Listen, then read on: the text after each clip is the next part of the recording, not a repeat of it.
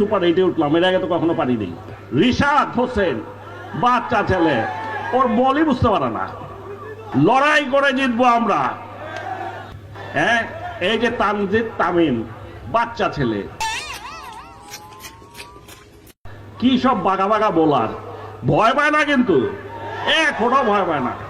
তানজিদ সাকিব বল করতেছে, এটাও একটা বাচ্চা ছেলে, জীবনের প্রথম খেলতেছে, এইসব দলের প্লেয়ারদের দেখেই নাই, নামই শুনছে খালি। হ্যাঁ, ওর বল করে যে একটু ভয় পায় না। বড় বড় প্লেয়াররা থমকাই গেছে, একে কই থেকে আসলো। রিশাদ হোসেন বাচ্চা ছেলে, ওর বলই বুঝতে পারে না।